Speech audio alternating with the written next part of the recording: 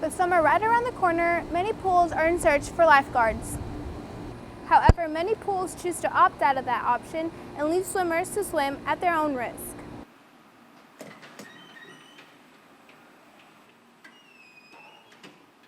One of the main concerns has been that handicap accessibility has not been accessible and many damages have not been fixed.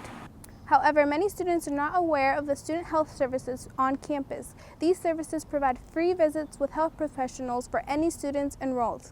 Even though precautions have been taken, this semester alone there have been 3 people hit at a crosswalk.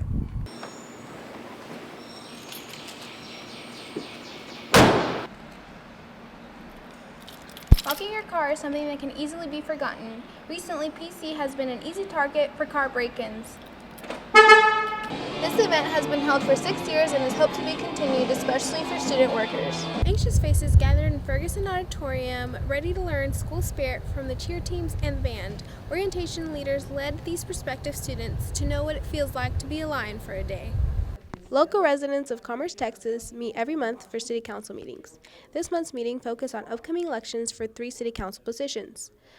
Last elections, there were less than 200 votes cast. That's in a town with over 8,000 residents. This election is set for May 7th, 2016, and while there are 3 positions open, the main focus is on mayor. So far, 2 candidates have officially filed for mayor. Jonathan Mosca, a retired postman, and Wyman Williams, a development officer at Texas A&M University Commerce, are both up for election. Wyman Williams shares what his ultimate goal as mayor would be. Our town is behind that growth potential, and we can catch up. So that's what my goal will be. While locals are hopeful that new leadership can bring in new ideas, Rebecca Cooper, a current student at Texas A&M Commerce, who has grown up in commerce, shares her thoughts and opinions on the city council leadership and community involvement. It's not as efficient as it could be sometimes, and it's commerce has a very large sense of apathy, and so with that, a lot of people don't get involved with city politics, and so it stays a select crowd who runs things, and there's not always a lot of turnover. This city council election can be a turning point for the city. Commerce residents can vote at City Hall or the First United Methodist Church in town. It's Diana Vasquez, KETV, Main Media News.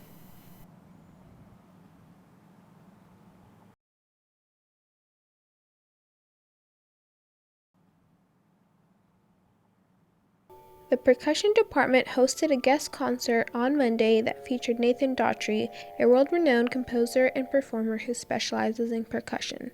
Guests had the privilege of getting to see him perform his own compositions, as well as a marimba duet with Dr. Brian Zader and a marimba and flute duet with Dr. Julie Walker. Zader, the current percussion director at A&M Commerce, and Daughtry are longtime colleagues. Zader says that he convinced Daughtry to make a trip down to Texas, especially for his students. Guest artists like we have coming in with Nathan Daughtry, to have someone of his caliber come in, it exposes the students to so many different things for them to be able to learn what else is out there, to learn how other people perform, and they get a chance to improve themselves by seeing these other people work. Not only were students able to see Nathan Daughtry perform in concert, but they were able to work with him throughout the day and receive his advice. Percussion student Andrea Espinosa got to have private lessons with Daughtry and shares what getting to work with him was like for her.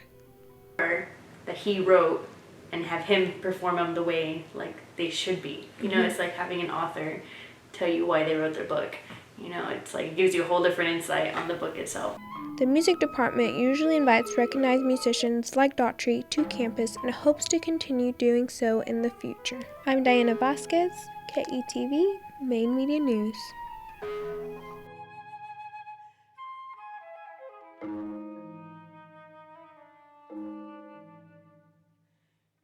Texas A&M University Commerce hosted its annual Student Worker Appreciation event.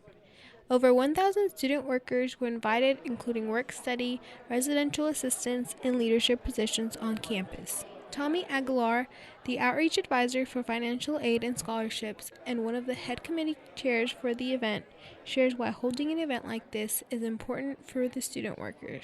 We can only do so much, and just to do this at least once a year to show them that, hey, this is for y'all. We do appreciate everything y'all do for us. This event has been held for 6 years and is hoped to be continued, especially for student workers. The event included food and entertainment for all that attended, as well as swag items such as appreciation t-shirts and water bottles. Scholarships for nominated student workers were also given out and announced at the event. Both an undergraduate and graduate student were recognized for their excelling efforts. Jenny Patterson, a residential assistant at Prairie Crossing, says being appreciated as a student worker means a lot. Really do make an impact on campus, in that these jobs not only affect us in our day-to-day while we go to class and whatnot, we might not see that effect, but it really does help us in our trajectory and our career. The event took months of planning and hopes to encourage workers to continue and be proud of A&M Commerce.